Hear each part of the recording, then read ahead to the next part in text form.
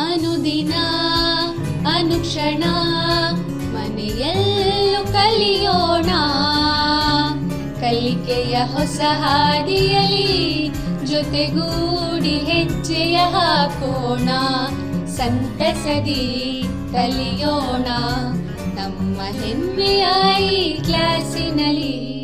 Yes sir. Yes teacher. Present ma'am. नमस्कार विद्यार्थी मित्र हो, मी श्रीमती संध्या सुरेश अडली, सहशिक्षिका सरकारी हायर प्रायमरी मराठी संत मेलगे विद्यालय नंदगड, तालुका खानापूर, जिल्हा बेळगावी, आज तुमच्या या ई लर्निंग क्लासमध्ये सहर्ष स्वागत करीत आहे. विद्यार्थी मित्र हो, आज आपण इयत्ता 6वी मधील गणित विषयातील भूमिती या भागावरील मूलभूत आकारांचे ज्ञान म्हणजेच अंडरस्टँडिंग एलिमेंटरी शेप्स हा पाठ अभ्यासणार आहोत. या पाठाचा अभ्यास करत असताना तुम्हा सर्व विद्यार्थी वर्गांनी आपल्यासोबत एक वही, पेन, पेन्सिल, पट्टी आणि खोट रबर स्वतःजवळ घ्यायचा आहे. जे मुद्दे तुम्हाला आवश्यक वाटतील, ज्याची नोंद तुम्हाला करावीशी वाटेल त्याची नोंद तुम्ही तुमच्या वहीत करा आणि मी विचारलेल्या प्रश्नांच्या उत्तरेसुद्धा तुम्हाला तुमच्या वहीमध्ये नोंद करायची आहे. तेव्हा तयार आहात ना मुलांनो? आपण आज अभ्यासणार आहोत मूलभूत आकारांचे ज्ञान. या पाठामध्ये आज आपण हे खालील मुद्दे अभ्यासणार आहोत. ते म्हणजे रेषाखंडाचे मापन. हे रेषाखंडाचे मापन आम्हाला 3 पद्धतीने आपण ते करायचे आहे. एक आहे निरीक्षणाने तुलना करणे, चित्राची नक्कल करून तुलना करणे, मोजपट्टी आणि कर्कटक वापरून तुलना करणे. तसेच कोन, यामध्ये लघुकोन, काटकोन, सरळ कोन, विशाल कोन आणि प्रविशाल कोन यांची मापे आम्हाला समजून घ्यायची आहेत. तेव्हा सुरू करूया मूलभूत आकारांचे ज्ञान. विद्यार्थी मित्र हो, तुम्हाला भूमितीमधील अनेक आकार माहिती आहेत आणि हे आकार तुम्ही इयत्ता 1ली ते 5वी पर्यंत शिकलेलाच आहात. मग या आकारांच्यावर एक छोटेसे गाणे मी तुमच्यासमोर सादर करते आणि या गाण्यामध्ये कोणकोणते आकार तुम्हाला ऐकावयास मिळाले त्याची नोंद तुम्ही करायची आहे आणि माझ्यासोबत हे गाणे गुणगुणायचे आहे. भूमितीच्या दुनियेतले आकार पहा, भूमितीच्या दुनियेतले आकार पहा, कुणी म्हणतो मी सरळ उभा, मी कोण? मी आहे रेषाखंड किरण, सरळ रेषा. भूमितीच्या दुनियेतले सारे आकार पहा, हसू बाई हसू, कोपऱ्यात बसू, मला तरी कोपरा बरा, मग मी आहे कोण? अरे मी तरी कोण? भूमितीच्या दुनियेतले सारे आकार पहा,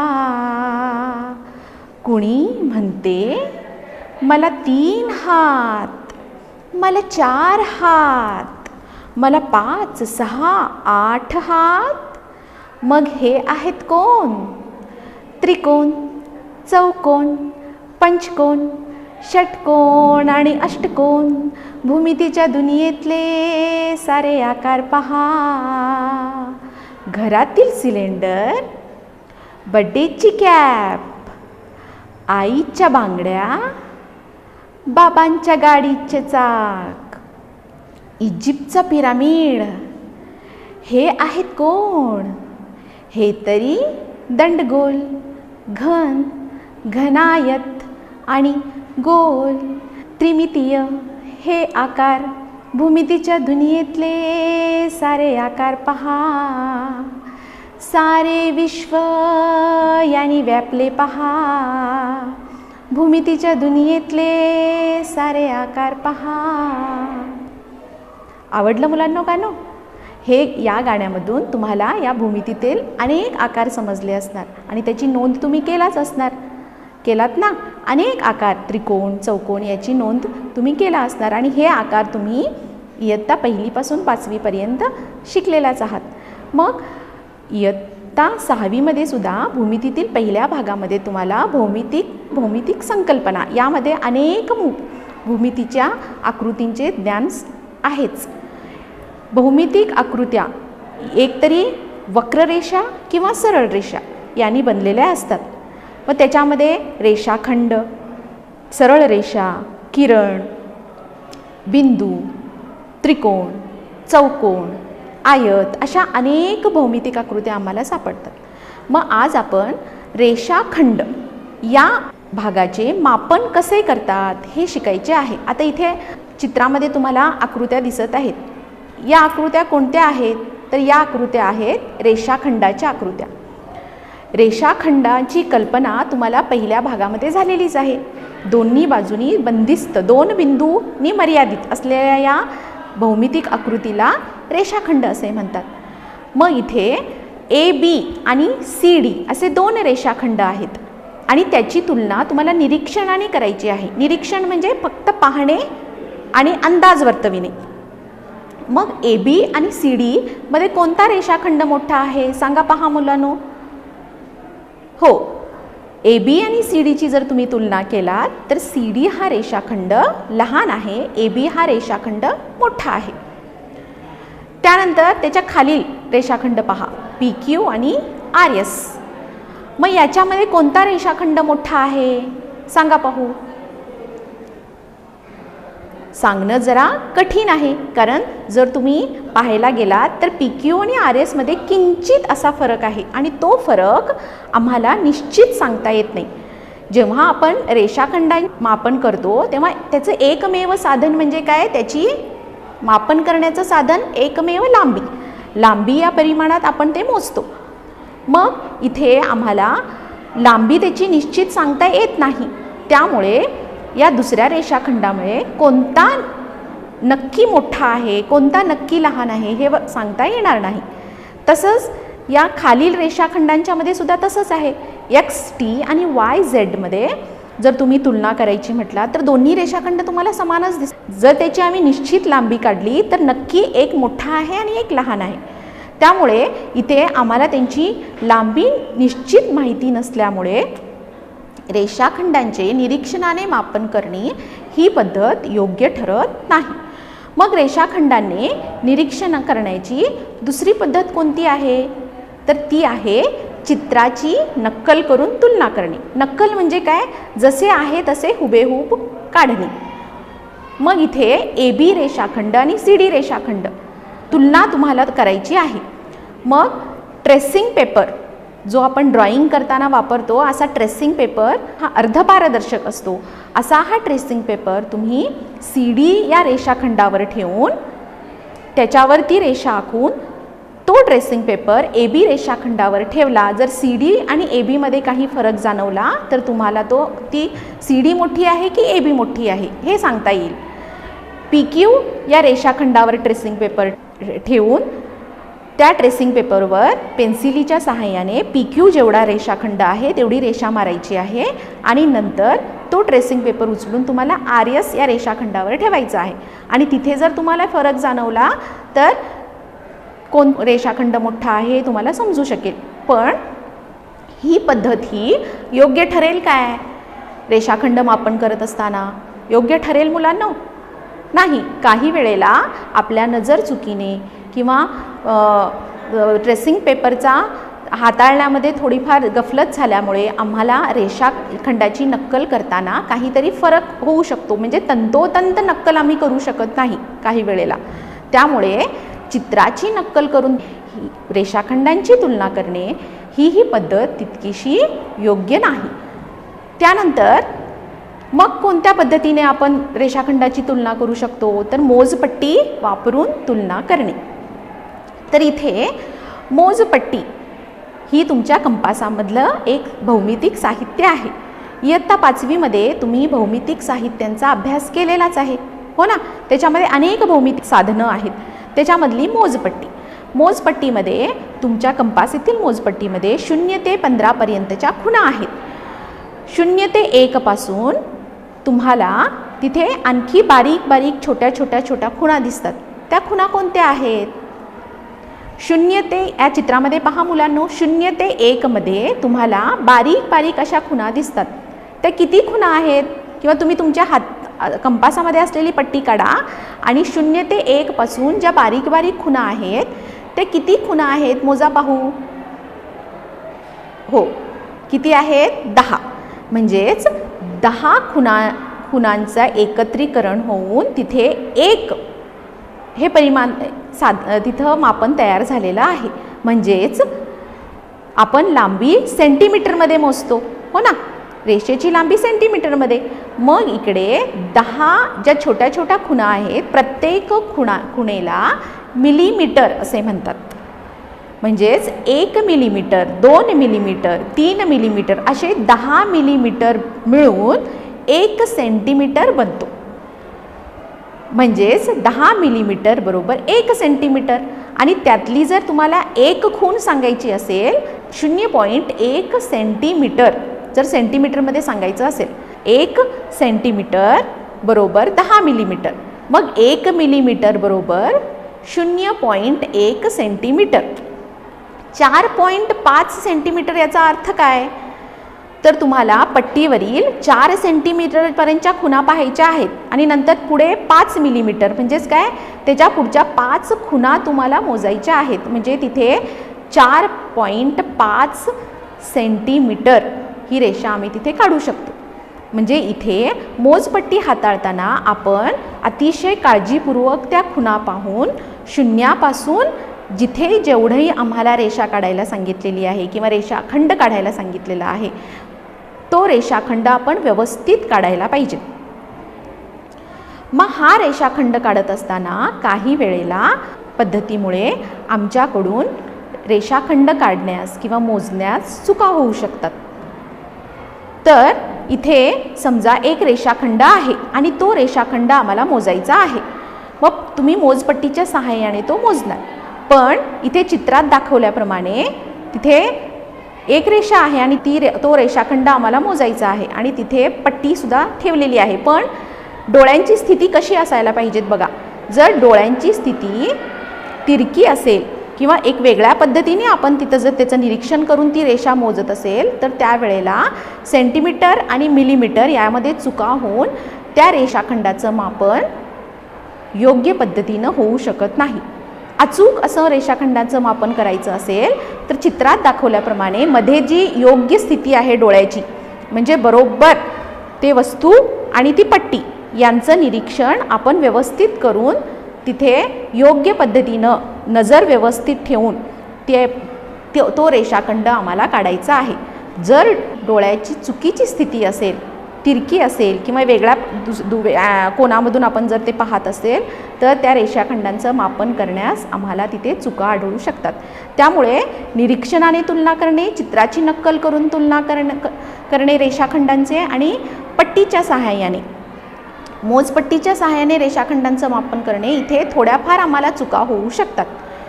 मोजपट्टीच्या सहाय्याने चुका होऊ शकतात तिथे आपल्या डोळ्याची स्थिती आहे.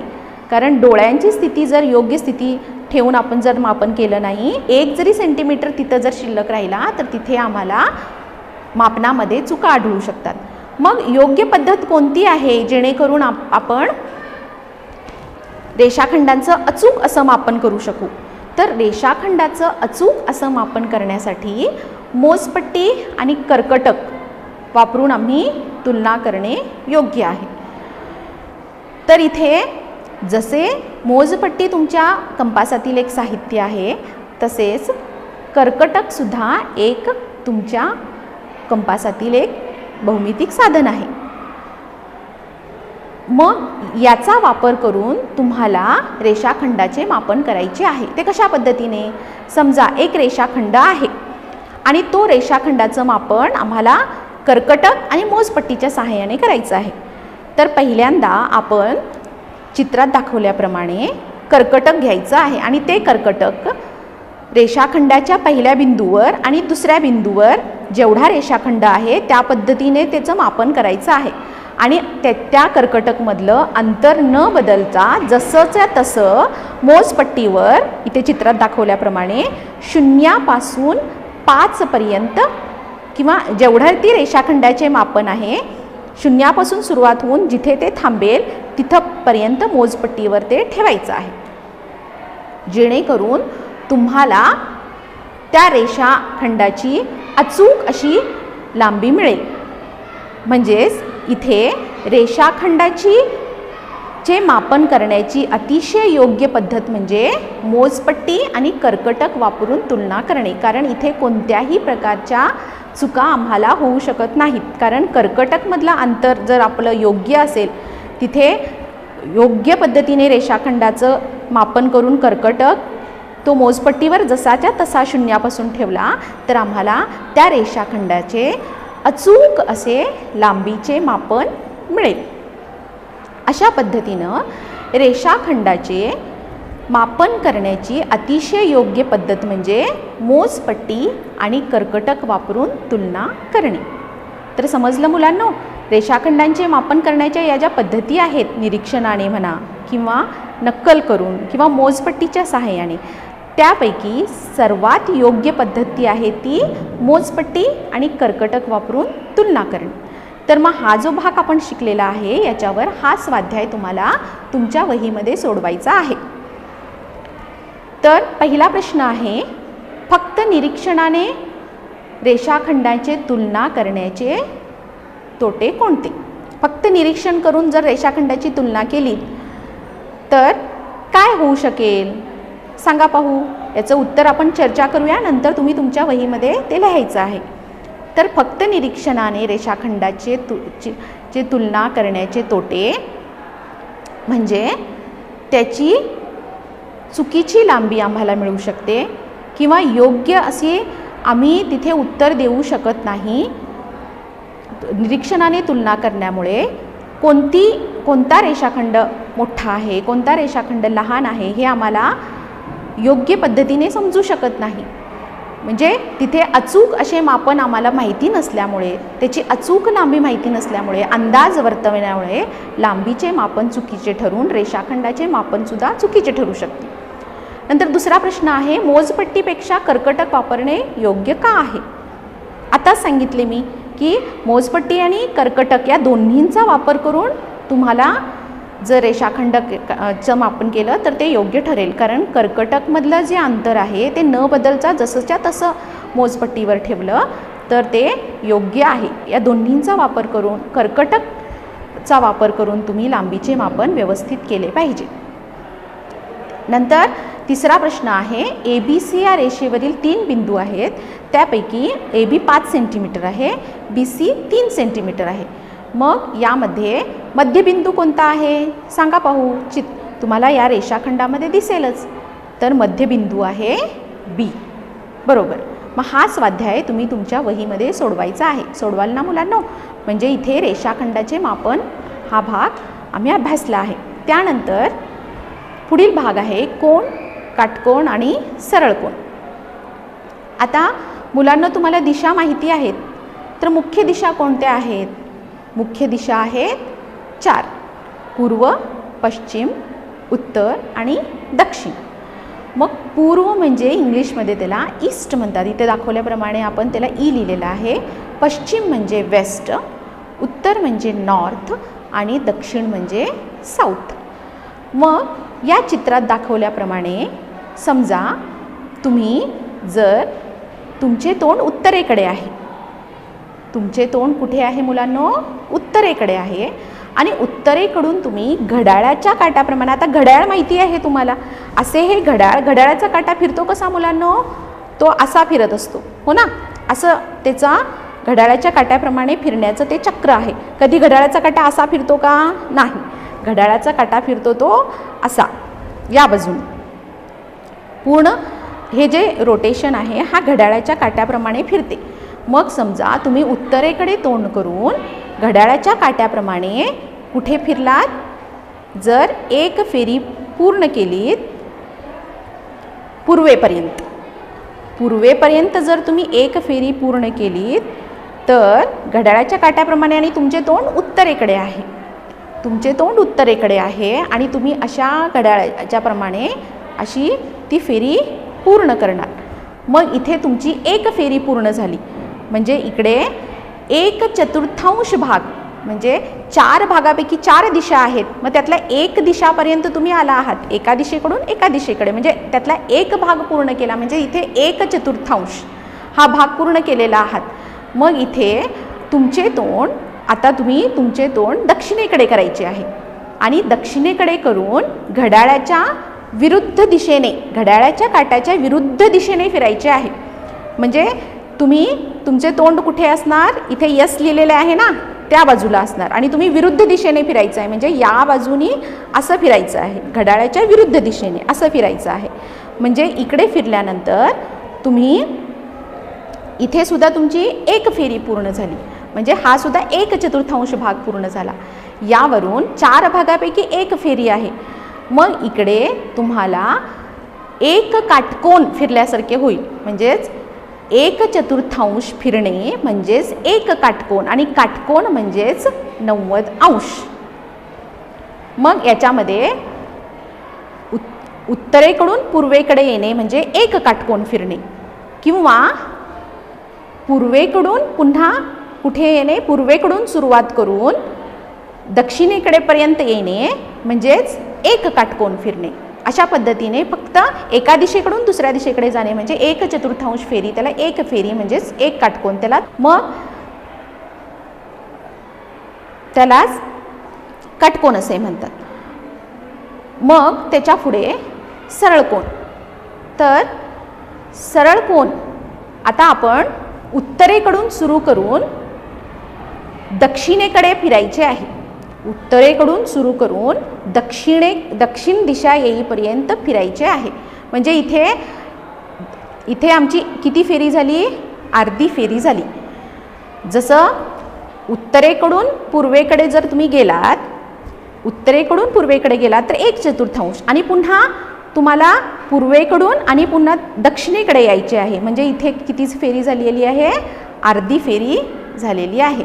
मग अर्धी फेरी म्हणजेच 1/4 आणि 1/4. इथे 1/4 म्हणजे 90° झाला. मग इथं अर्धी फेरी म्हणजे अपूर्णांकामध्ये आम्ही किती सांगतो, 1/2, अर्धा भाग. मग हा अर्धा भाग म्हणजेच इथे 90 आणि 90 मिळून किती झाले, 180°. म्हणजे इथे 180° हा सरळ कोन आहे, म्हणजेच अर्धी फेरी फिरणे म्हणजेच 180° बरोबर सरळ कोन. त्यानंतर आपण जर 4 काटकोन फिरले, 4 काटकोन म्हणजे उत्तरेकडून पूर्वेकडे, पुन्हा पूर्वेकडून दक्षिणेकडे, दक्षिणेकडून पश्चिमेकडे आणि पश्चिमेकडून पुन्हा उत्तरेकडे. मग इथे तुम्हाला जिथून आम्ही सुरुवात करतो, आता उत्तरेपासून आमची सुरुवात झाली, मग 4 काटकोन फिरतो तेव्हा उत्तरेकडून सुरुवात होऊन पुन्हा आणि आम्ही कुठे येतो, उत्तरेकडेच येतो. म्हणजे इथे 4 काटकोन फिरलो. मग किती सरळ कोन फिरलो मुलांनो, 4 काटकोन फिरलेले आहेत. मग सरळ कोन किती फिरले, हो इथे 2 सरळ कोन, म्हणजेच इथे 4 काटकोन आणि 2 सरळ कोन केल्यानंतर आम्हाला 1 पूर्ण फेरी मिळते. जिथून सुरुवात होते तिथेच आपण येऊन थांबतो. मग इथे आपली 1 पूर्ण फेरी झालेली आहे. मग ही पूर्ण फेरी म्हणजेच 90, 90, 90, 90 असे 90°, 90°, 90°, 90° असे 4 भाग म्हणजेच किती झाले, 360°. जेव्हा 4 काटकोन फिरल्याने 1 फेरी पूर्ण होते त्यालाच परिभ्रमण असे म्हणतात. आणि 1 परिभ्रमण म्हणजेच पूर्ण कोन. इथे चित्रात दाखवल्याप्रमाणे उत्तरेपासून सुरुवात होऊन पुन्हा आणि उत्तरेकडेच येणे, म्हणजे जिथून मूळ जागेवरून आपण निघतो त्याच पुन्हा पूर्वपदावर आम्ही येतो. तिथे आपली एक प्रदक्षिणा होते, 1 प्रदक्षिणा झाली, 1 परिभ्रमण होते. हे किती अंशाचे असते, 360°. यावरून तुम्हाला समजलेच असणार विद्यार्थी मित्रहो की 1 काटकोन म्हणजे 90°, सरळ कोन म्हणजे 180° आणि पूर्ण कोन म्हणजे 360°. मग आता समजा आम्हाला उत्तरेकडून सुरुवात होऊन मधल्या एका भागावर थांबायचे आहे. मग इथे आपला 1 काटकोन पूर्ण झालेला आहे का, 1 फेरी पूर्ण झालेली आहे का, नाही. एक काटकोनपेक्षा कमी एका भागावर आपण थांबतो, म्हणजे तिथे 90 अंशापेक्षा आपण कमी भागावर थांबतो. मग तिथे कोणत्या पद्धतीचा तो कोन तयार झाला? जेव्हा 90 अंशापेक्षा अलीकडेच, म्हणजे आपण उत्तरेकडून पूर्वेकडे येत नाही तर मधल्याच भागावर थांबतो, म्हणजे तिथे एक फेरी पूर्ण नाही. मग 90 अंशापेक्षा कमी असणाऱ्या या भागाला लघुकोन असे म्हणतात. समजलं मुलांनो? म्हणजे एक फेरी पूर्ण करायच्या अगोदरच आपण मध्यावर थांबतो. तिथे एक काटकोन होतच नाही, एक काटकोनपेक्षा अगोदरच थांबतो, म्हणजे तिथे काटकोन एक फेरी निश्चित नाहीच. त्यामुळे इथे 90 अंशापेक्षा कमी जो भाग आहे, एखादा कोन तयार होतो, त्याला आपण लघुकोन असे म्हणतो. आणि समजा आम्हाला काटकोनापासून पुन्हा अर्ध्या फेरीपेक्षा कमी भागावर आपण थांबतो, म्हणजे 2 फेरी होण्याच्या, आपण जर सरळ कोनामध्ये गेलो म्हणजे 2 फेऱ्या, या 2 फेऱ्यामध्ये न जाता फक्त तिथे एक काटकोन फिरून दुसऱ्या काटकोनाच्या मध्यावर जर आम्ही थांबलो तर तिथे आपल्या 2 फेऱ्या पूर्ण होतात का? नाही होत. म्हणजे इथं 180 अंशाच्या अगोदरच आपण थांबतो, पण 90 अंशापेक्षा मोठा, 90 अंशापेक्षा मोठे आणि 120 अंशाच्या अलीकडेच आपण थांबतो. मग इथे कोणता कोन तयार झालेला आहे? तर इथे झालेला आहे विशाल कोन, जो 90 अंशापेक्षा मोठा असतो आणि 180 अंशापेक्षा लहान असतो. मग 120 अंशावर म्हणजे 2 फेऱ्या आपण जर केल्या पूर्ण सरळ काटकोनाच्या, जर 2 फेऱ्या केल्या तर एक सरळ कोन, आणि अर्धी फेरी म्हणजेच एक सरळ कोन. मग समजा आपण जर एक अर्धी फेरीच्या पुढे गेलेलो आहोत, म्हणजे जराशे पुढे गेलेलो आहोत, पण पूर्ण कोणाकडे पोचलेलो नाही. 360 अंशाला पूर्ण कोन होतो, पूर्ण कोणाकडे आपण गेलेलो नाहीत. मग तो अलीकडेच आपण आहोत, म्हणजे 3 फेऱ्या आपण केल्या, 3 फेऱ्या आपण केल्या म्हणजे 120 अंशापेक्षा आपण पुढे गेलेलो आहोत, पण 360 अंशापेक्षा नक्की पुढे नाही. मग जेव्हा आपण 120 अर्ध्या फेरीच्या पुढे जातो तिथे 3/4 आपल्या फेरी होते. मग तिकडे आपण तो एक कोन तयार होतो, त्या कोणाला काय म्हणतो आपण? प्रविशाल कोन असे म्हणतो. अशा पद्धतीनं काटकोन, सरळ कोन आणि पूर्ण कोन यांच्यामध्येच आम्हाला लघुकोन, विशाल कोन, प्रविशाल कोन असे हे कोन मिळतात. 90 अंशापेक्षा म्हणजे 1/4 फेरीपेक्षा कमी असलेल्या कोणाला लघुकोन म्हणतात. 1/4 पेक्षा मोठा पण 1/2 पेक्षा लहान असलेल्या कोणाला विशाल कोन म्हणतात. 1/2 पेक्षा मोठा पण पूर्ण कोणापेक्षा लहान असलेल्या कोणाला प्रविशाल कोन असे म्हणतात. समजलं मुलांनो? लघुकोन, काटकोन, विशाल कोन, प्रविशाल कोन आणि सरळ कोन आणि पूर्ण कोन. मग याच्यावर आधारित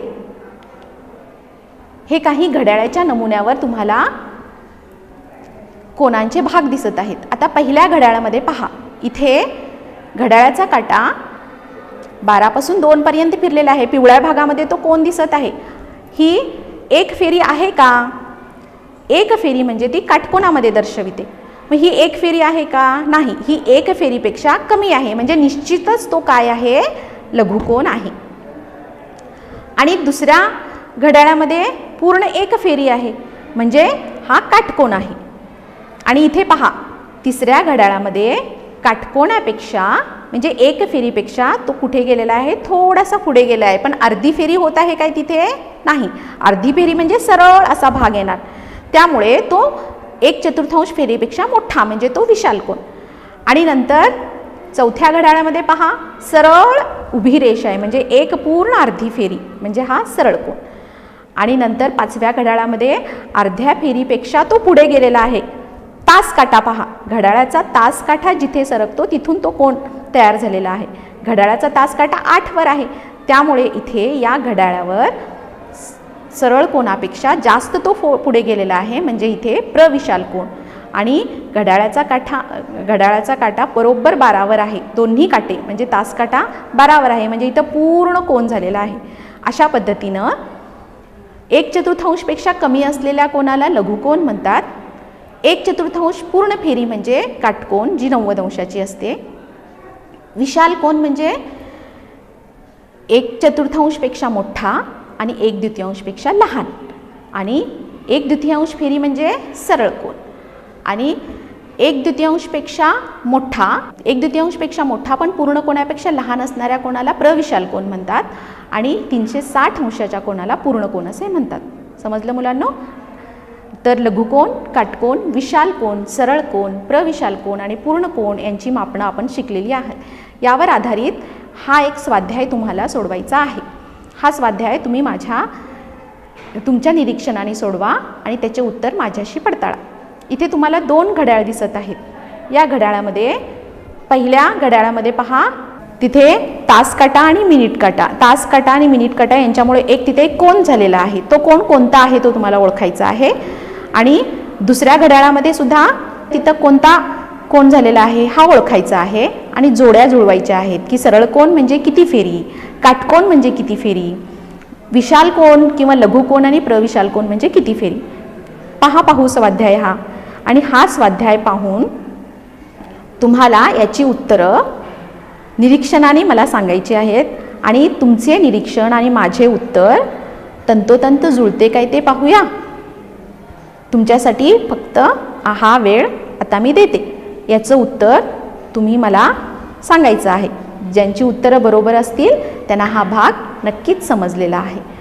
तर मग पहा, तर पहिल्या घड्याळामधला कोण आहे सरळ कोन, 1/2 फेरी. बरोबर लिहिलात ना मुलांना? शाबास. त्याच्यानंतर दुसरा आहे लघुकोन जो 1/4पेक्षा कमी आहे. आणि जोड्या, सरळ कोन म्हणजेच 1/2 फेरी, काटकोन म्हणजेच 1/4 फेरी, लघुकोन म्हणजे 1/4 फेरीपेक्षा कमी आणि विशाल कोन म्हणजे 1/4 व 1/2च्या मध्ये आणि प्रविशाल कोन म्हणजे 1/2 फेरीपेक्षा अधिक. हा स्वाध्याय नक्कीच तुम्ही माझ्या बरोबरीने योग्य पद्धतीने सोडवलेला असणार. तेव्हा मूलभूत आकारांचे ज्ञान या पाठामधील एक अशाच पद्धतीचा एक स्वाध्याय आहे, तो तुम्हाला तुमच्या वहीमध्ये सोडवायचा आहे. तोपर्यंत या मूलभूत आकारांच्या ज्ञानाच्या पुढील भागाचा अभ्यास आपण पुढील व्हिडिओमध्ये करणार आहोत. तोपर्यंत सर्वांनी हा स्वाध्याय सोडवायचा आहे. सर्व शिकवलेल्या भागावर अभ्यास करायचा आहे. तेव्हा आपण पुढील व्हिडिओमध्ये पुन्हा भेटूया. अभ्यास करा, हसत रहा. धन्यवाद.